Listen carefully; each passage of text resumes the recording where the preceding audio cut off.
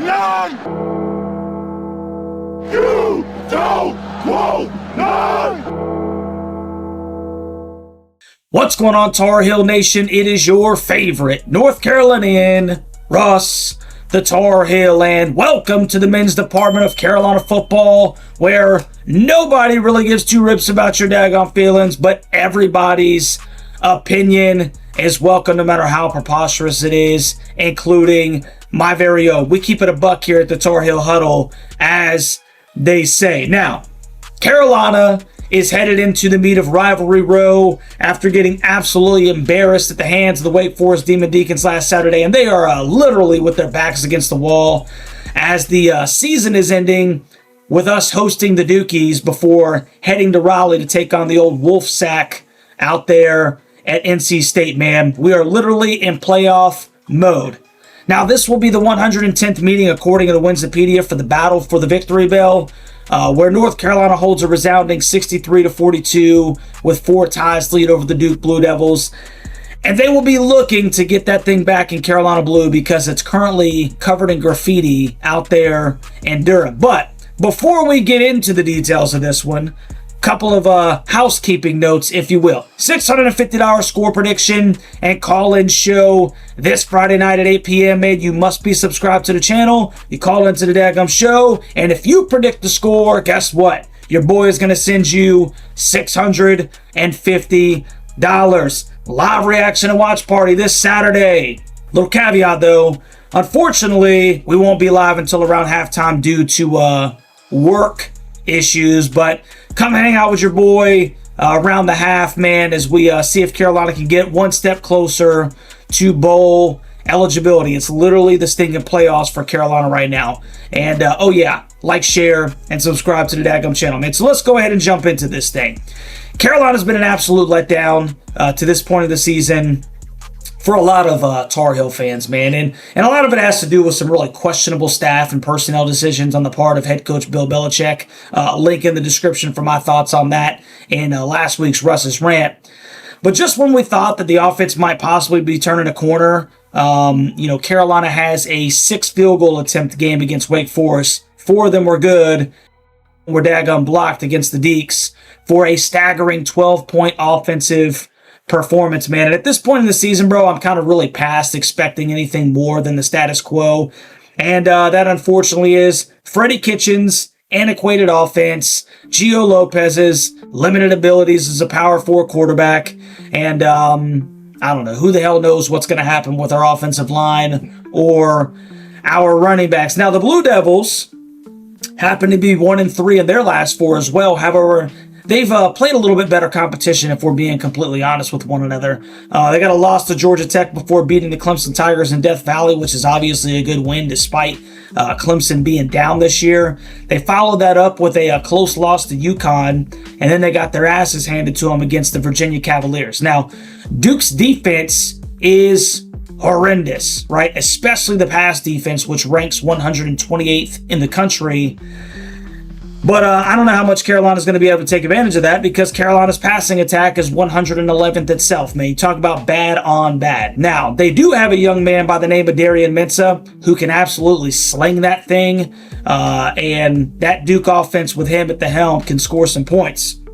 When you couple that with the fact that Duke also has to win at least one of their last 2 games to be bowl eligible, they will be more than ready to compete against Carolina in this one, man. Now, Carolina's secondary better be ready for, the fireworks. They better have a stinking bucket full of water to toss on that thing, dude, because Darian Mintz is going to want to throw that thing around. Their leading receiver is a 6'1", 195-pound senior wide receiver, Cooper Barcate, who he transferred in from Harvard, okay?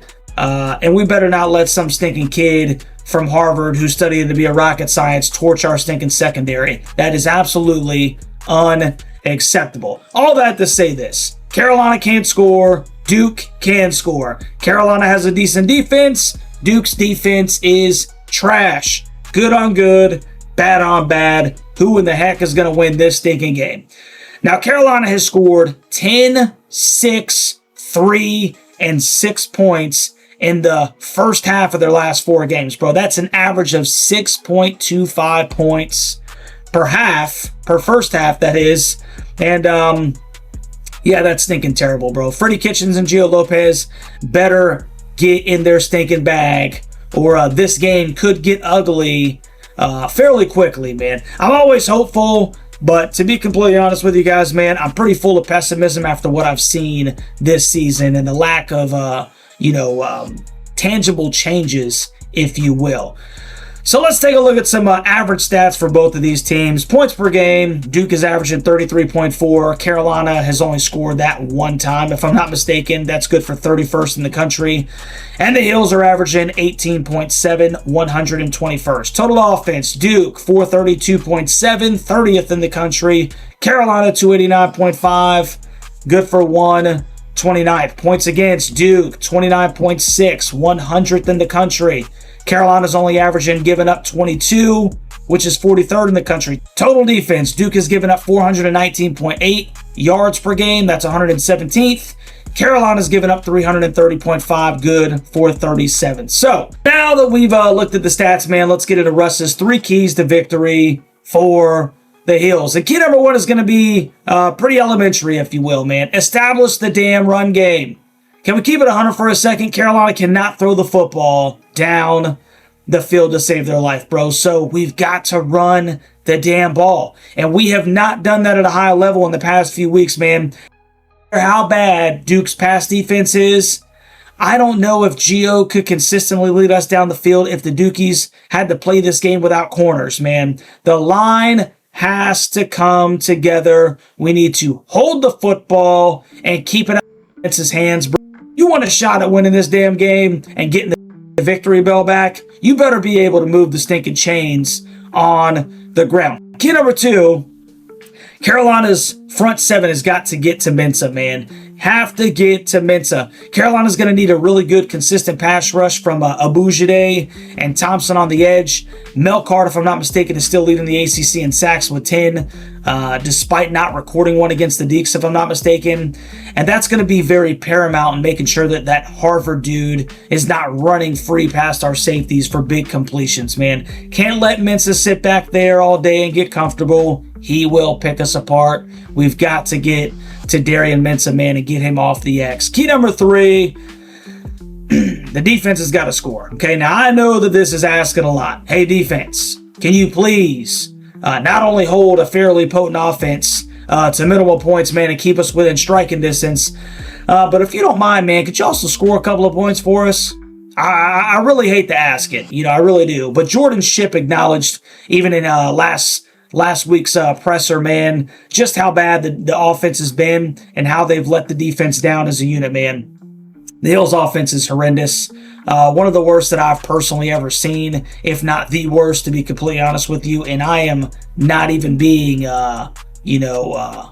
unreasonable here, if you ask me, man. The defense needs to put points on the board if Carolina's going to stink and keep pace in this game. I'm sorry, defense. Okay, you're literally going to have to shoulder the stinking load, man, both defensively and offensively, okay? Now, before I get into my score prediction for the game, man, let's look at the leaderboard that shows Hutch, who now has a commanding 2-game lead over your boy with only 2 games to go after the letdown last week, at least for me, out there in Winston-Salem. And the virtual game had the Blue Devils winning this game 21-20. Let's hope that their recent trend of picking the game wrong holds true. And the fan poll thinks that Carolina actually has an edge in this one against the Duke Blue Devils, man. So without further ado, man, let's go over here to our favorite Yinzer and honorary Tar Heel to see what he's got for us in this game. Take it away, Hutch. What's going on, Tar Heel Nation? It is your favorite Yinzer, Hutch, back with another fearless prediction video. Wearing the shirt with the mugshot of your second favorite Yinzer, Pat McAfee. Yes, he is a bona fide Yinzer, dyed-in-the-wool son of a bird, and we'll just forget about that whole going to West Virginia thing. Your boy is on a 6-game win streak, and I now sit at 9-1, and I'm headed for the college football playoff with 2 to go. I have a 2-game lead over Russ the Tar Heel, who sits at 7-3. This week, your North Carolina Tar Heels take on the hated, the loathed Duke Blue Devils at Kenan Stadium in a 4:30 kickoff on the ACC network, if I'm not mistaken. Now, before we get into the prediction portion of this video, your boy needs to channel his inner Russ and go on a little rant.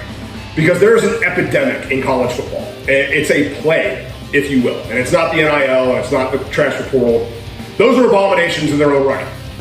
What I'm talking about is what I call black for black's sake. It's schools that don't have black anywhere in their color scheme, wearing black uniforms week after week after week to appease the room temperature IQ crowd who is impressed by that, and looking like absolute crap every single week. And one of the biggest offenders of that is the Duke Blue Devils. Your slogan is Bleed Blue, where the D in bleed is your little Duke logo D. And week after week, you come out in these hideous costumes that are all black, or mostly black, or black for the sake of having black uniforms to appeal to the lowest common denominator. Please, for the love of God, stop. Stop it. Get some help. Louisville, Tennessee, all these schools week after week after week with these stupid black rags. Louisville, you are the Cardinals. You're not the Crows. You're not the Ravens. Cardinals are not black. That being said, we'll get off that rant and we'll go into the prediction portion of the show.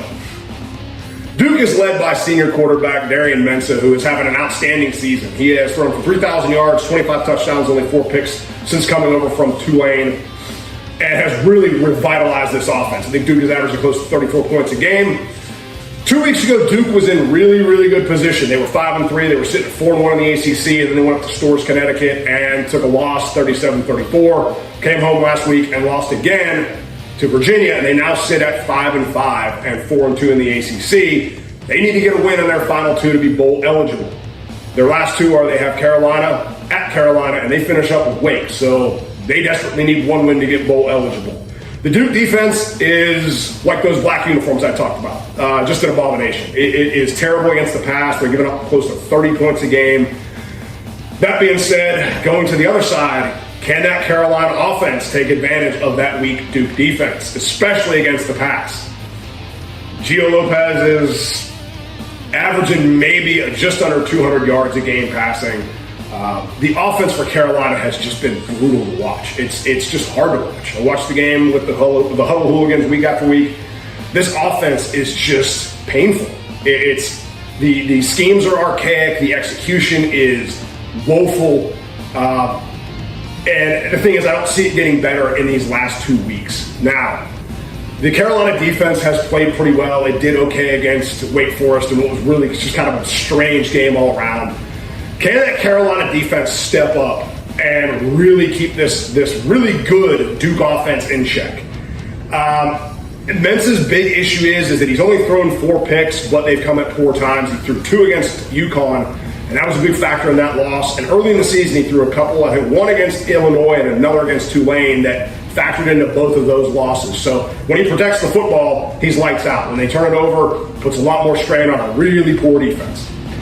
That being said, until the Heels do anything offensively to score points, I know Duke is not a good defensive team, but I think the Carolina offense is just worse. And that being said, now I will go into. I'm going to take Duke on the road. I just don't think the Heels can stop that offense enough and score enough points to get the win. So I think Duke 27. I think Carolina puts up 17, which is almost an offensive juggernaut for them at this point, just based more on the fact that Duke's defense is just not that good. But I don't think Carolina's passing game can take advantage of the weak pass defense of the Duke Blue Devils. Well, I guess it's safe to say that my boy Hutch, man, cannot stand the Blue Devils wearing black uniforms, man. But he does like the Dukies to retain the victory bell in this one. And I must say, man, the Jordan touch was pretty nice, bro. I like it. Now, the ESPN matchup indicator gives the Blue Devils a 75.5% chance of beating the Hills in Chapel Hill this Saturday, and they are currently 6.5-point favorites over Carolina at the time of the making of this video. And I would actually expect that line to maybe trend upwardly, honestly, here in the next couple of days, unless some like crazy injury happens, which hopefully it doesn't. So here's my 2 cents. Freddie Kitchens and Gio Lopez They just don't have the stinking juice, okay? Plain and simple. They don't have the juice, man. But the only way that I'm going to catch up with Hutch is to pick against him. And I'll give you a little interesting stat that I got from my guy, Shot Vip. Shout out to Shot Vip, man. Guys that keep it 100. Carolina is 4-0 this year when scoring 20 or more points. They're 0-6 when they don't score 20 points.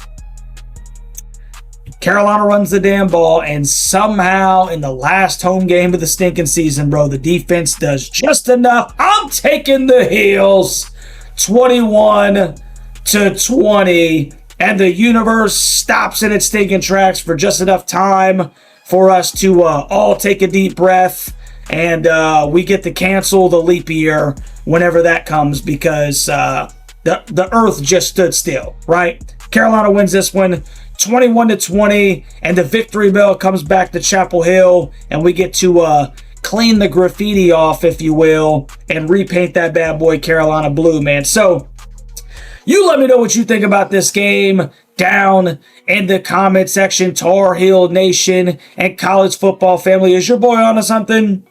Or is your boy on to something, man? If you haven't already, do me a favor, like, share, and subscribe to the daggum channel. Don't forget, call-in show Friday night. Live reaction and watch party after the half Saturday, man. And we'll have a stinking good time, bro. Carolina needs this one. They need it bad. Come hang out with your boys. We'll see if Carolina can get it done. I love you, Tar Heel Nation. Love you, college football family. And we'll catch you on the next one, baby. Go Heels.